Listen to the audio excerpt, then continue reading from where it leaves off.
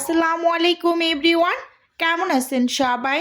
আশা করি আল্লাহ তাআলার অশেষ রহমতে সবাই খুব ভালো আছেন। আলহামদুলিল্লাহ, আমিও ভালো আছি। স্বর্ণাজ কিচেনে সবাইকে আরও একবার ওয়েলকাম করছি নতুন একটি রেসিপি দেখার জন্য। আজকে শেয়ার করব চিকেন সমোচার রেসিপি। এখানে অর্ডারের জন্য 50 পিস চিকেন সমোচা আমি রেডি করে ডেলিভারি দিয়েছি, তো সেই ভিডিওটাই ক্যাপচার করেছি। আশা করি আপনাদের কাছে আজকের এই ভিডিওটা ভীষণ ভালো লাগবে। আর চলুন তাহলে আর বেশি কথা না বাড়িয়ে একেবারে রেসিপিটা এ টু জেড দেখে নেই। প্রথমে এখানে আমি কিছু চিকেন ছোট ছোট করে কেটে নিয়েছি, এগুলোকে ম্যারিনেট করে নেব। এখানে 2টা মুরগির বুকের মাংস নিয়েছি, আর মাংসগুলোকে কিন্তু আমি একেবারে ছোট করে কেটে নিয়েছি, দেখতেই পাচ্ছেন। তো এবার সমস্ত মশলাপাতিগুলো এখানে এক এক করে আমি অ্যাড করে নেব। তো ফার্স্ট টাইমে এখানে দিয়ে দিচ্ছি হাফ চা চামচ সাদা গোলমরিচের গুঁড়ো। এখানে আমি সাদা গোলমরিচের গুঁড়োটা ব্যবহার করছি, আপনাদের হাতের কাছে কালোটা থাকলে আপনারা কালোটাও ব্যবহার করতে পারেন। এবং সেই সাথে এখানে 2.5 টেবিল চামচ দিয়ে দিচ্ছি সয়া সস। যেহেতু মাংসর পরিমাণ একটু বেশি, সেক্ষেত্রে সয়া সসের পরিমাণটাও আমি একটু বেশি করে নিয়েছি। এবার এখানে আদা বাটা রসুন বাটা অ্যাড করে দিচ্ছি। উঁচু উঁচু করে 1 চা চামচ আদা বাটা এবং 1 চা চামচ রসুন বাটা দিয়েছি। মাংসর পরিমাণ যেহেতু বেশি, সব কিছুই কিন্তু একটু বেশি বেশি করে নিচ্ছি। এখানে লাল মরিচের গুঁড়োটা দিয়ে দিচ্ছি আমি 1 চা চামচ। সেই সাথে এখানে ধনিয়ার গুঁড়োটা দিলাম আমি এখানে হাফ চা চামচ, এবং টালা জিরার গুঁড়ো দিয়ে দিয়েছি হাফ চা চামচ। আর সেই সাথে গরম মশলার গুঁড়ো দিয়েছি 1 চা চামচ। এবার দিয়ে দিচ্ছি লবণ। লবণটা একটু কম করে দিয়েছি, যেহেতু সয়া সস ব্যবহার করা আছে সেজন্য এখানে লবণের পরিমাণটা কম দিয়েছি। এবং সেই সাথে এখানে 3 টেবিল চামচের মতো রান্নার রেগুলার তেল দিয়ে দিলাম। এবার এই মাংসগুলোকে খুব সুন্দরভাবে আমি এই চামচের সাহায্যে একটু নেড়ে চেড়ে খুব ভালোভাবে সব মশলাপাতিগুলোকে মিশিয়ে নিচ্ছি।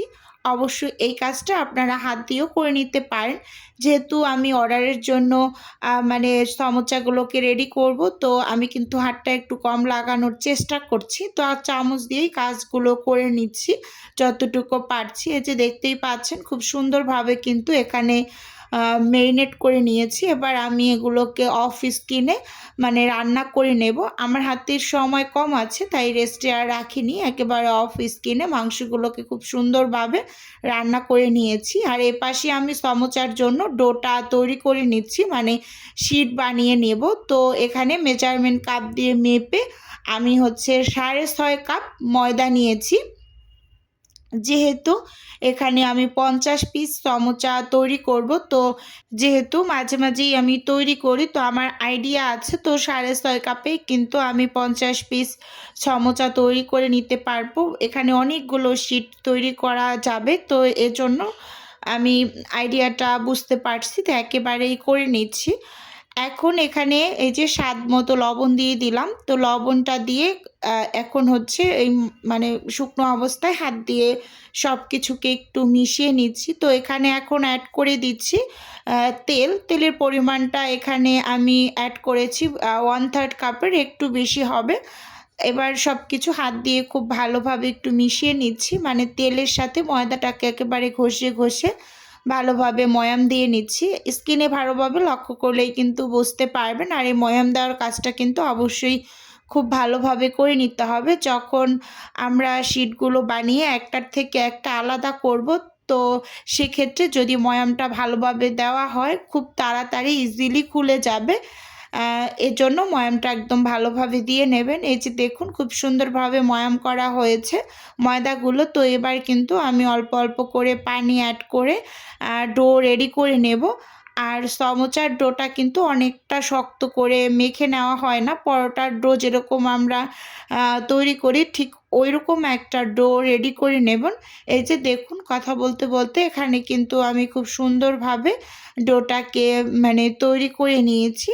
একেবারে অনেকটা বেশি নরমও না, আবার অনেকটা বেশি শক্তও না, একেবারে পারফেক্ট একটা ডো দেখেই বুঝতে পারছেন।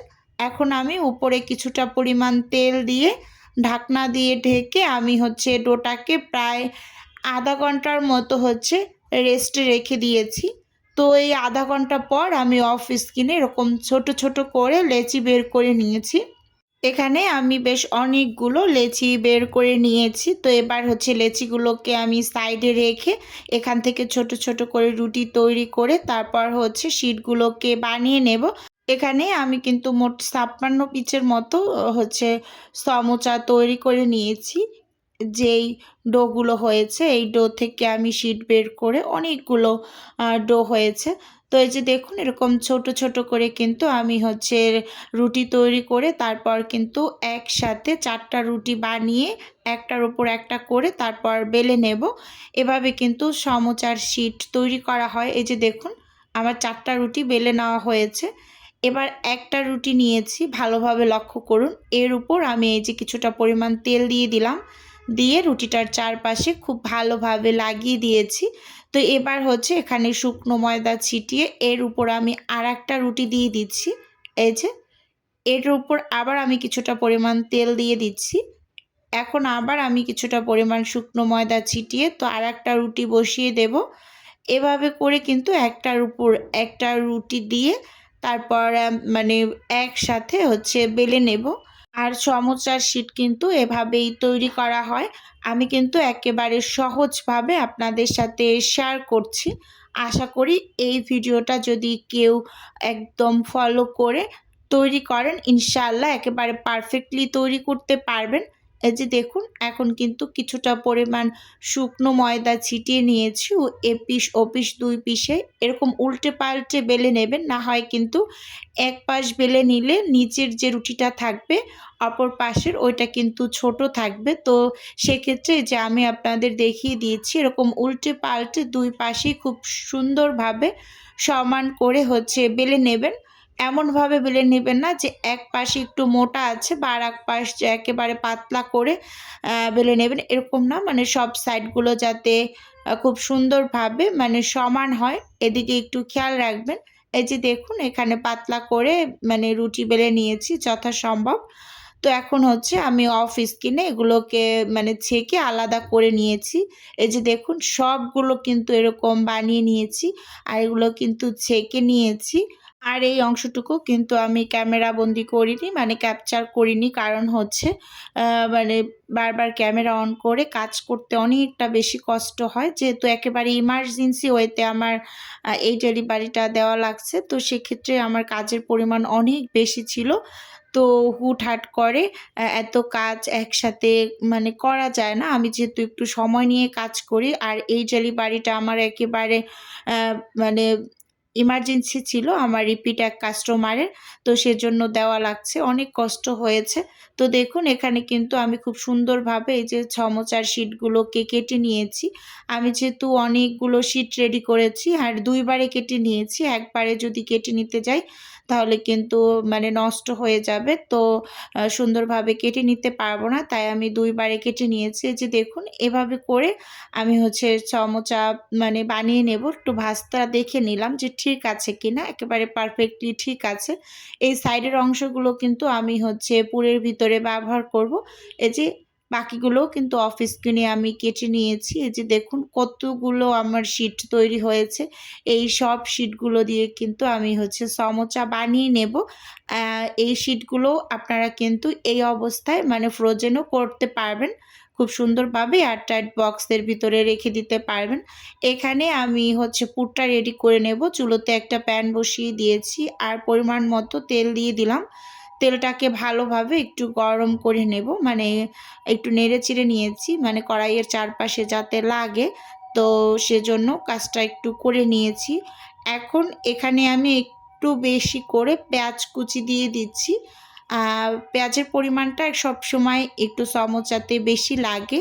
তো এটা হয়তোবা আমরা কম বেশি সবাই জানি। তো আমি এখানে একটু বেশি করে পেঁয়াজ কুচি দিয়ে খুব সুন্দরভাবে তেলের মাঝে একটু ভেজে নিচ্ছি। আর তার সাথে সাথে আমি কিছুটা পরিমাণ কাঁচামরিচ কুচিও অ্যাড করে দিলাম। তো আমার যে আপুর অর্ডার ছিল তো ওই আপুর কিন্তু বলা ছিল যে আপু একটু ঝালের পরিমাণটা বাড়িয়ে দেবেন, মানে স্পাইসিটা যাতে বেশি হয়, কারণ তারা ঝাল খুব পছন্দ করে।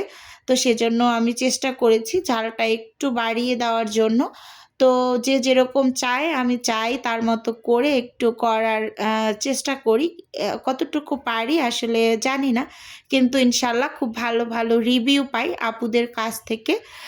তো এই যে এখানে কিন্তু কথা বলতে বলতে আমি কিছুটা পরিমাণ আলু মানে কুচি করে দিয়ে দিয়েছি। এখন ঢাকনা দিয়ে ঢেকে 3 থেকে 4 মিনিটের মতো একটু রান্না করে নিয়েছি। এবার 3 থেকে 4 মিনিট পর ঢাকনা খুলে এখানে আমি মানে 2টা বড় সাইজের গাজর এরকম কুচি করে নিয়েছি। এটা কিন্তু গ্রেটার দিয়ে কুচি করেছি, দেখেই বুঝতে পারছেন। তো দিয়ে খুব ভালোভাবে নেড়ে চেড়ে মানে ভেজে নিচ্ছি। 2-2.5 মিনিটের মতো তেলের মাঝে একটু ভেজে নিয়েছি।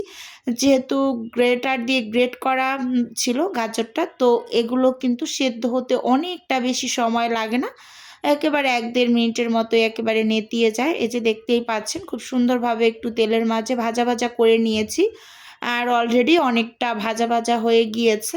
ভালোভাবে লক্ষ্য করলেই কিন্তু বুঝতে পারবেন।